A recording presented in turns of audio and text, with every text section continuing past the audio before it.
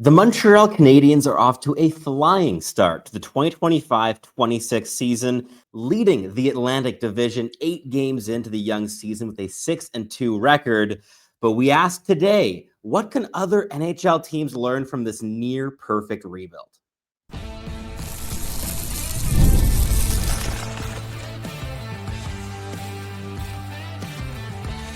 You are Locked On NHL Prospects, part of the Locked On Podcast Network. Your team every day. Hello, and welcome back to Locked On NHL Prospects, part of the Locked On Podcast Network, your team every day. On this show, we break down everything prospects related for you 5 days a week, Monday through Friday. I'm your host, Sebastian Hine, the USA scout over at Elite Prospects.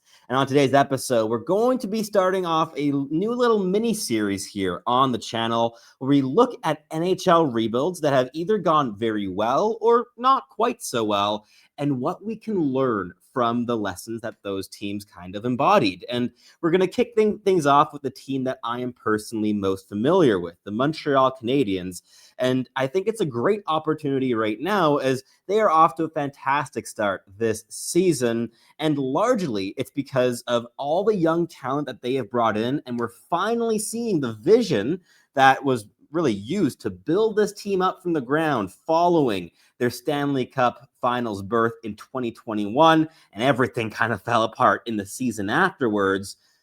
And things are finally coming together the way that this new group that's leading the Habs has always envisioned, a team built on speed, on dynamism, on intensity, and overall buy-in. So we're going to be breaking down piece by piece what has made this rebuild so successful, what elements are just so important in the modern day NHL from all different fronts, on the ice, off the ice, the approach that is actually taken from the get-go, not just how things go on year 2, year 3, but how things are set out from day one and the effects that can have on a team's success throughout the rebuilding process, and why this has to be done the right way, the patient way, brick by brick, rather than taking shortcuts. And I think the Habs really embody this practice really well. And I would love to hear from you down in the comments below as well, what your thoughts are on the Habs rebuild, and as well, which teams you would like me to cover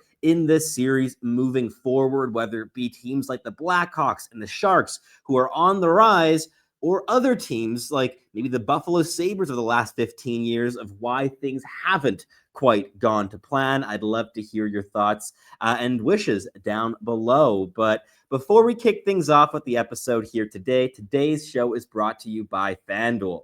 Download the FanDuel app right now by visiting FanDuel.com and win $300 in bonus bets if your first $5 bet wins. So the Montreal Canadiens are a fascinating case study to look at, not just because they've been so good this season, but because this has become one of the most fun and entertaining teams in the league to watch. And I think there's a lot that other teams can learn, not just to make their team more entertaining for their fans, but also in terms of building a team, a culture overall that other players want to join, where you get players outside your inner circle to buy in. And the Habs have had this recently with the trade of for Noah Dobson in the offseason, signing that big 8-year contract at $9.5 million a season.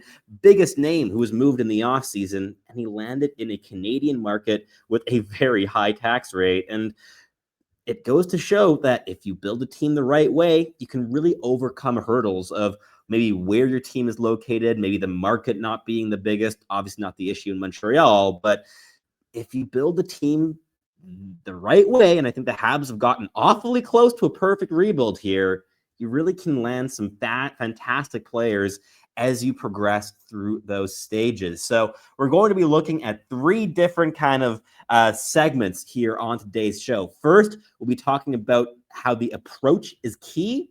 Second, we're going to be talking about balance and culture. And finally, we're going to wrap things up with patience and communication. So let's kick things off here, and we have no time to waste because there's a lot to kind of pack into today's episode. I think it's incredibly important to build a team through a consistent vision. And the Montreal Canadiens, I think, led by Jeff Gorton and Kent Hughes, hired in that 2021-22 season, have really been exemplifying what it is to build a team with a consistent vision, not to have a concrete idea of what your team needs to become and hold to that every single time and not learn your lessons, but to be adaptable within a consistent framework that is going towards a very clear goal, and a goal other than just winning, because obviously everybody wants to win, but how you want to win, how you want to do it the right way, and what that term right means for you. So I think the Habs really showed a couple things through this rebuild. They have not been looking for patchwork kind of fixes.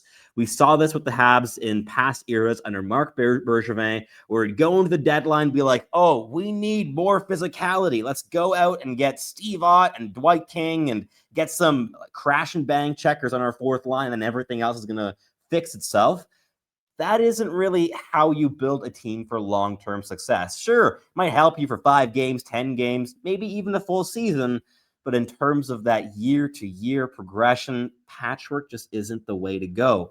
In order to rebuild successfully, I think the Habs are really showing the value behind tearing down what you need to, selling off assets when you have them in your toolbox that you can sell for big profits, that are also likely on the older side of your overall team makeup, and then rebuild brick by brick using the draft as your primary method of talent acquisition.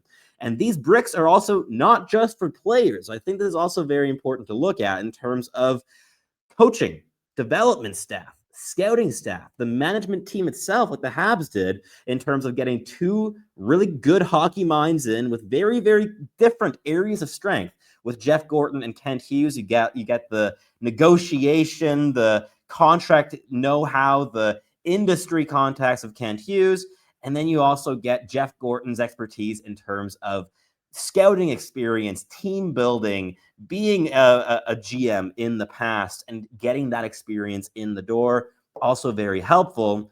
And also in terms of expanding the areas that maybe your team just isn't quite built out enough in. And the Habs did not have an official analytics staff before this new management team came in. And Jeff Gorton, I believe, established that before he even hired Kent Hughes as general manager of the team, adding analytics staff and combining all these elements to be in conversation and working together as cogs of the same wheel played a massive role in the Habs finding the success that they have. And I think it's also fascinating to look at how the assigning of Martin St. Louis as the head coach of this team, a man who, of course, NHL Hall of Famer, fantastic player, went from being, I believe, undrafted or late round draft pick to being waived, bought out, picked up by the Tampa Bay Lightning, and then becoming a Hart Trophy. Or was it just Hart, or was it only Conn Smythe? I forget. Either way, he led the Lightning to a Stanley Cup championship and was a Hart Trophy candidate in multiple seasons during his prime. But he had no coaching experience, really. He was coaching like high school level hockey, but they interviewed him and they identified him as the person that best correlated to the vision that they had for this team and embodied what they wanted this team to become in terms of the values that he represents and stands by. And I think that you can really succeed with a young coach who's inexperienced as long as there is a level of cohesion with how he aligns himself with the overall organization and where he wants to build the team towards going. And I think there's also a real beautiful poetic nature to a coach growing and learning alongside a young team. Martin St. Louis had a lot of lessons to learn in his first seasons in the National Hockey League as a coach.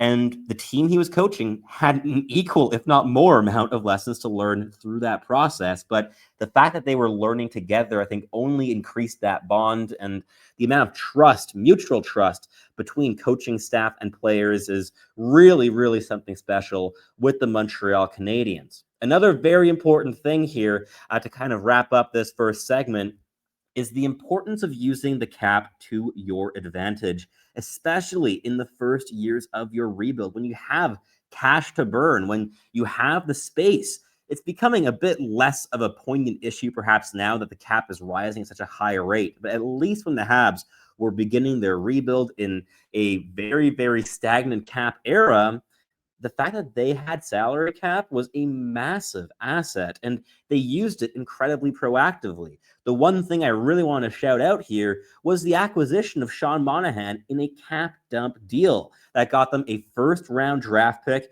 and an asset in Sean Monahan, who not only helped the team on the ice, was really effective as a face-off winning two-way like dynamo for this team, put up really big numbers, especially in terms of a playmaker, and was able to embody that bumper role on the power play that the team so desperately needed at that stage.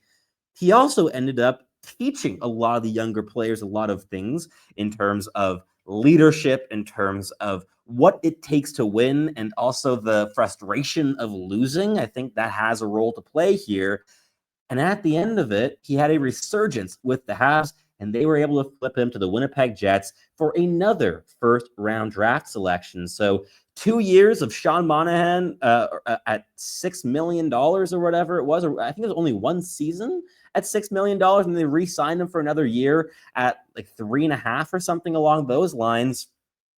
$10 million, and you get yourself 2 first-round draft picks and a really important guy to help your young team along through that process. So using your salary cap really, really proactively is a key component. But in the next segment, we're going to talk a little bit more about the importance of building through the draft, accumulating high-end draft picks, and creating balance and culture throughout your lineup. But first, we've got a quick message from our sponsors here at Locked On NHL Prospects. Let's be honest, most of us can't even name all of our financial accounts, let alone what they're worth. Between 401ks, savings, and investments, it's so easy to lose track, and that can mean leaving money on the table. That's why I started using Monarch. It's an all-in-one personal finance tool that brings your entire financial life together in one clean, easy-to-use interface on your laptop or even on your phone that you can access anywhere you are, on the go, or even at home. Monarch's visual dashboards and smart tools make it so much easier to understand where my money's going and how to make it work harder for me. Don't let financial opportunities slip through the cracks. Use code LOCKEDONNHL at monarch.com for 50% off your first year. That's monarch.com, code LOCKEDONNHL for half off your first year. All right, let's keep this episode rolling as we talk about the Montreal Canadiens and the lessons that other teams can learn as well from the rebuild that is finding so much success right now. And we really can't avoid the key cog in this any longer. And that is, of course, acquiring elite talent. You cannot be a Stanley Cup perpetual contender without elite pieces in your lineup to build around. And the Habs didn't have all that many when they came into this rebuilding process. They already had 2 fantastic young players in Nick Suzuki and Cole Caulfield. They had Caden Gooley coming through the wings, and not all that much else. Of course, there were some depth pieces that were required before this new management staff took over, but there was a lot of work left to do beyond just those 2 very young players that were just coming into their own. I mean, Nick Suzuki was already the star of the franchise as a 22, 23-year-old player at that stage, but Cole Caulfield had less than 30 games under his belt if you include regular season and playoffs, and this was just such a young team needing experience heading into that doomed 2021-22 season that preceded the big organizational changes. So acquiring elite talent through the draft also requires, as I mentioned in the last segment, tearing some things down.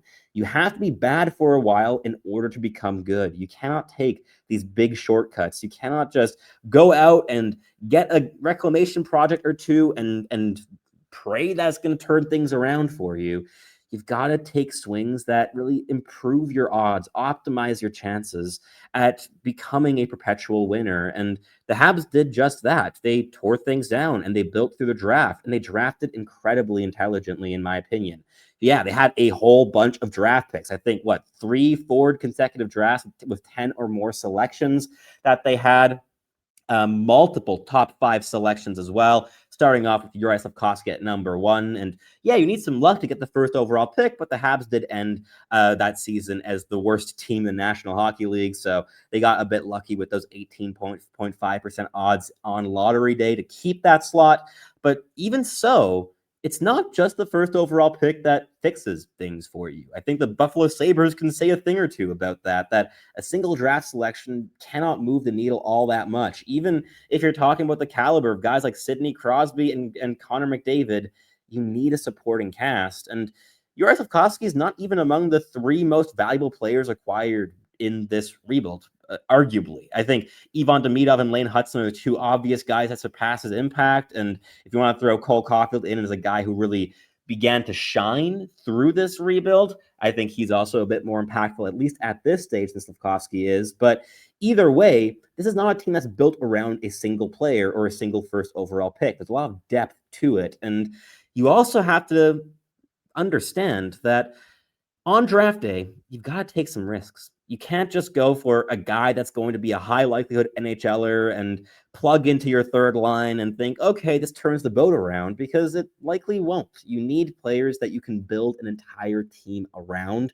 and those players need outstanding separating qualities. They need to have assets, even at the young age of 18 years old, that are already among the elite level of their age groups. And guys like Lane Hutson and Ivan Demidov had just that. Demidov was, for me, very clearly the second best player in that 2024 NHL draft, only behind Macklin Celebrini. And of course, that dynamic skill, the playmaking, the creativity, the handling, all of this feeds into it. But really, it all boils down to the hockey mind. And the Habs have built this team on speed, pace, intensity, and intelligence.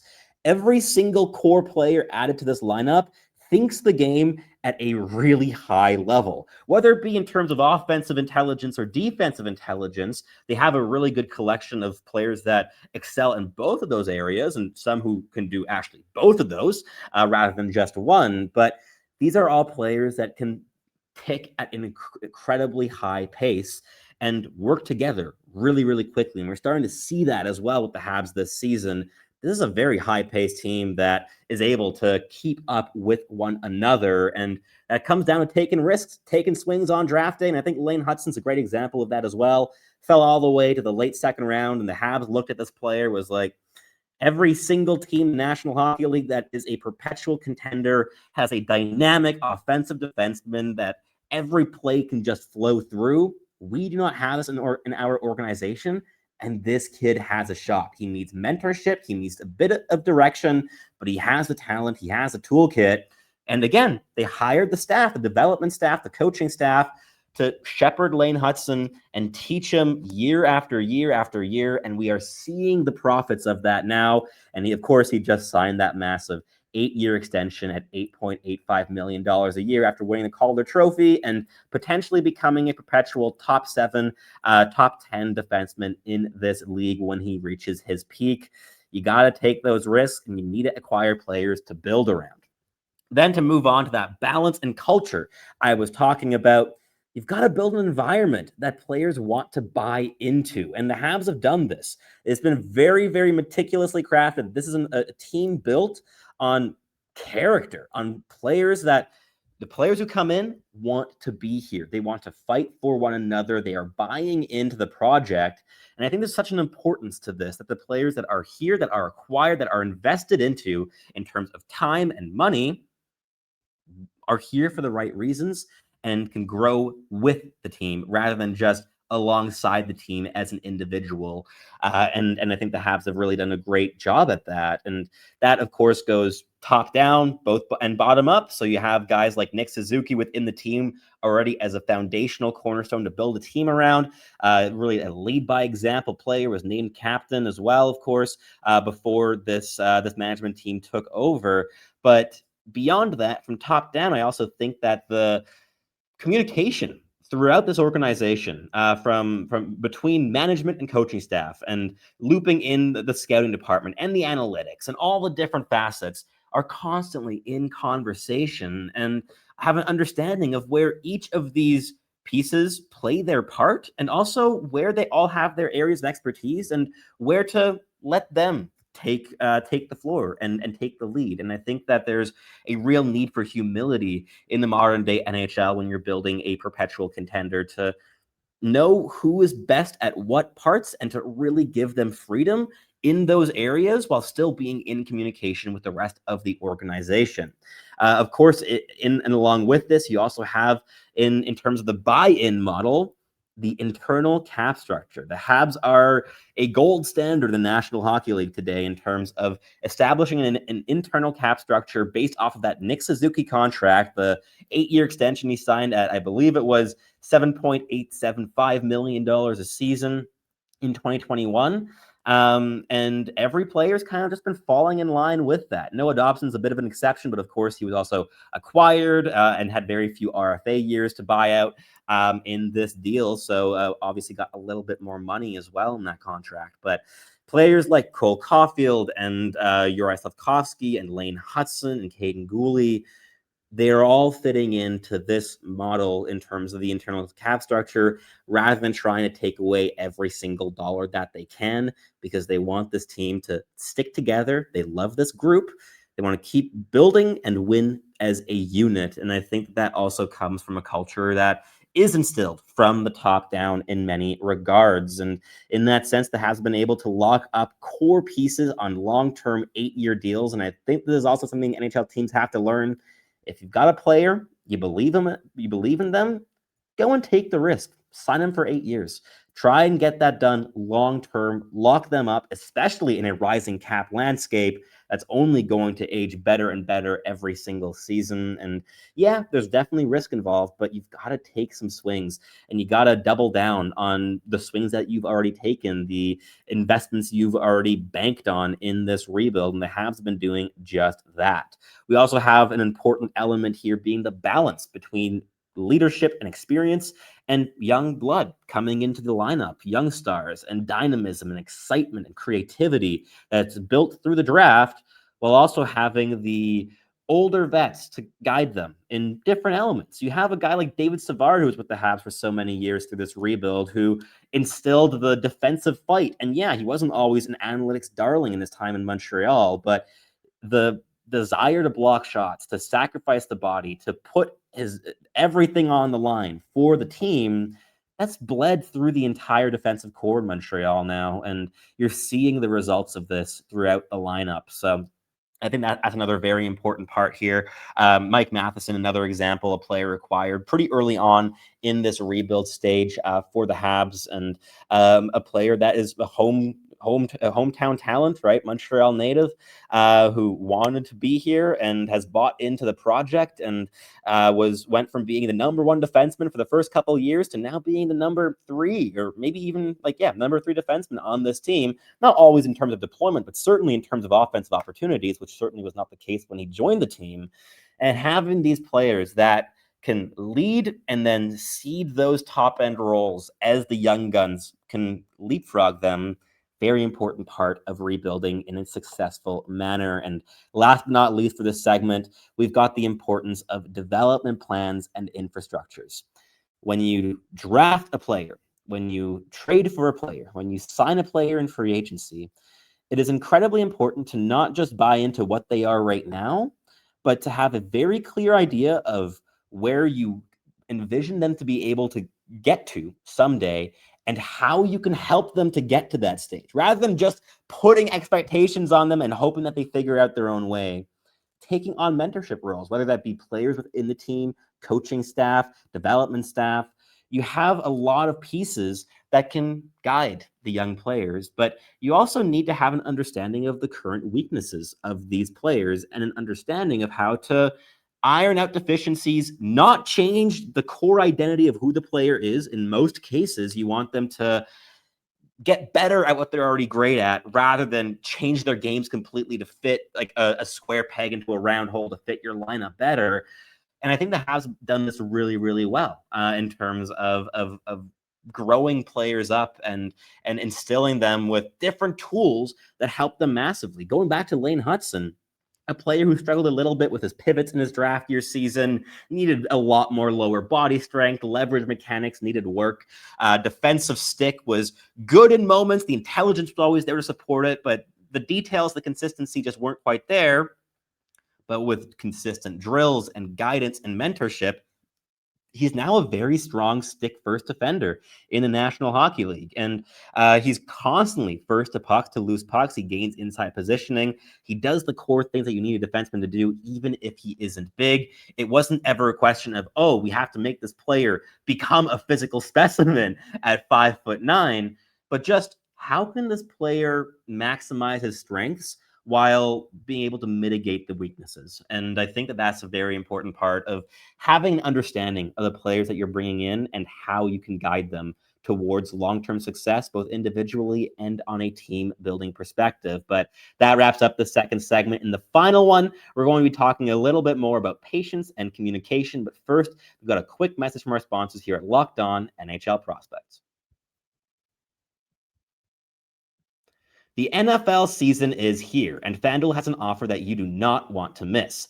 Right now, new customers can bet just $5 and get $300 in bonus bets if you win. That's right. Pick a bet, put down $5, and if it hits, you'll unlock $300 in bonus bets to use across the entire app. I love using FanDuel because it gives me so many different ways to play. I've built parlays, tried player props, and even followed the live lines during the games while the action is unfolding right in front of me. I personally love the same game parlays as they allow me to combine predictions from multiple different games and put them into a single bet in order to maximize my potential profits. So, what are you waiting for? Visit FanDuel.com to download the FanDuel app today to get started.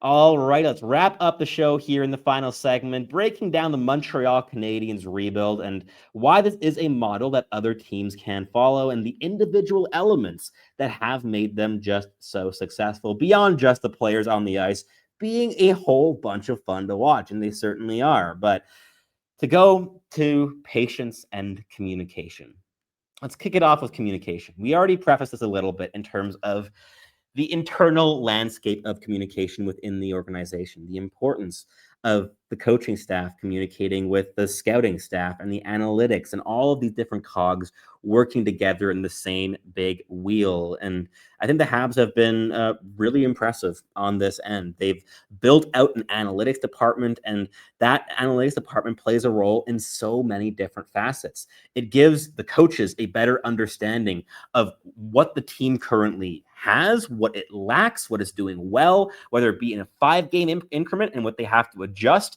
game to game, and also just the overall big picture things of the overall weaknesses, the areas that still need solving with this team, and maybe need another piece to really take the team over the hump long term.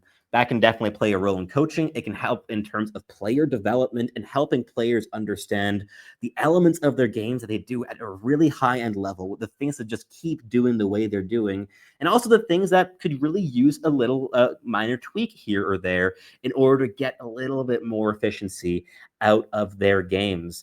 Beyond that, you also have a very active in scouting, especially in the Montreal Canadiens organization, in terms of identifying players that shouldn't be available in the later rounds and really taking those swings on high upside players. We saw it this past draft with LJ Mooney, a player that put up, of course, big numbers, very dynamic, very skillful, the handling, very small. And the Habs have largely been drafting bigger players for much of this rebuild. Sure, you might think that, oh, they have a lot of undersized players in their lineup. Got Cole Caulfield and Lane Hudson. Beyond that, though, you don't have very much. This team is built to be physically solid, competitive, hard to play against, get involved in board battles. The intensity is there with every player in the lineup, no matter how tall or heavy they are. But in the draft, you're able to identify players that have a lot of room to grow. And yeah, you have an understanding as well through the analytics of the areas that you need to help them improve in. But I think that inclusion of the analytic model, which of course many, if not most teams in the National Hockey League have partially, if not fully embraced at this stage in 2025, very important part of the Montreal Canadiens rebuild. And Also, in terms of communication, that extends to the fan base as well. The Habs were not a very transparent organization prior to this management group. Injuries were always very much like kept in the dark of what was actually going on. There was a lot of kind of fans keep being kept guessing as to what's going on internally in the locker room as well. This team is different. There's so much transparency, whether that be content that's being put out that fans get a look inside the locker room after games and the celebrations and interviews that are being given, or of course as well in terms of injuries, not just being communicated, but being detailed, that fans have a real understanding what's going on with the team. That breeds a real level of trust in the process. And the media discourse had been for the previous decade that, oh, a rebuild's never going to work in Montreal. The fans, they have too high expectations. They would if you didn't communicate anything, but if you have a clear vision, you tell fans that we're going to go through a couple of years here that might be a bit more difficult, but we're going for these goals, and this is how we believe we can get there, and show that, like, those words in your actions as well, time and time again. I think that Montreal fans actually proved quite patient at the end of the day, and we're now seeing them reap the benefits of that patience. And that immediately goes into the final piece here for today's show, and that is patience and asset management from a managerial standpoint. So many rebuilds are just kind of sell off. As soon as a new GM might come in, rather than waiting for the right moment to sell a particular player to get the most out of them, out of their value, while they're still on your team as well. They have value before you trade them, and they have value in terms of what they bring back via trade. I think the Habs did this. They certainly pulled the trigger on a couple trades right after the hiring of Kent Hughes, whether you're talking about guys like Tyler Toffoli, Ben Sherratt, Arturi Lehkonen, the one trade of that bunch that wasn't all the best. Brett Kulak was moved to the Edmonton Oilers for the draft pick that ended up becoming Lane Hutson. A lot went right for the Habs, but a lot of that also came down to the patience behind the process. And I think that one of the areas that this was best exemplified is when the Habs have finally made the decision to strike on a massive fish in the trade market. Noah Dobson, the premier player available this offseason, especially on the blue line, and the Habs landed him. They bode their time, they waited, and on draft day, when things materialized, it ended up being 2 first-round selections at 16 and 17, and Emil Heineman going to the New York Islanders. Heineman, who was also acquired in that Tyler Toffoli transaction from the Calgary Flames back when they first took over. The kind of ripple effects of this really do come through, and yeah, a lot to like in terms of the approach, the patience that was used from the Habs in terms of not rushing the process, waiting for the right thing to materialize at the right time. Same thing goes for contracts, not rushing contract negotiations to get them done as soon as possible, but waiting for the right moment to finalize them. And the Lane Hutson contract is also an example of this yet again. So I think that there are so many elements here that the Habs just nailed, either like at an A- level or an A+ level in the past couple of years. And no rebuild is perfect. You're always going to make mistakes, and the Habs certainly made some. But in terms of recent rebuilds, in terms of doing it in just a 3-year timeline, 4-year timeline, the Habs have been nearly perfect in their execution, in my opinion. Very, very detailed, going for a very clear vision of how you want your team to play, to be intense, to be skilled, to be creative, but to play as a unit more than anything else, and then drafting accordingly and acquiring players accordingly and building your team brick by brick by brick, not trying to assemble Rome in a day, but building over time. And the Habs did that fantastically, and we'll see if that ends up that ends up leading to any playoff success in the near future here. I think it likely will, with just how deep this team is and how much talent there still is in the prospect pool to come through, right? Guys like Jacob Fowler in goal, Michael Hage at forward, David Reinbacher on defense. You have a whole lot of high-end talent and a ridiculous amount of depth. Way more depth than you can actually end up signing to NHL contracts at the end of the day. So looking forward to seeing some trades, because the Habs can't hold on to every young player that they've added here in the past couple of years, and they're certainly going to have to flip some of them for players that can help them today in the National Hockey League. So a lot to be excited for in Montreal. But again, please let me know in the comments down below if you're watching on YouTube, if there's any other team in the National Hockey League that you'd like me to cover in this rebuild blueprint series that I'm beginning here with the Habs. And let me know what your thoughts are on this episode. What did I miss? What elements have you found incredibly important in terms of learning lessons for teams around the league from this Habs rebuild? But that wraps things up here for us today. If you're listening on your favorite podcasting platform, please do make sure to make us your first listen of the day. It's always greatly appreciated. And for your second listen, you can head on over to Locked On Fantasy Hockey, where Flip and Steel break down everything that you need to know to build yourself a competitive and sustainable fantasy roster. That is it. That is all. I'm your host, Sebastian High, and I look forward to catching you tuning in again very, very soon.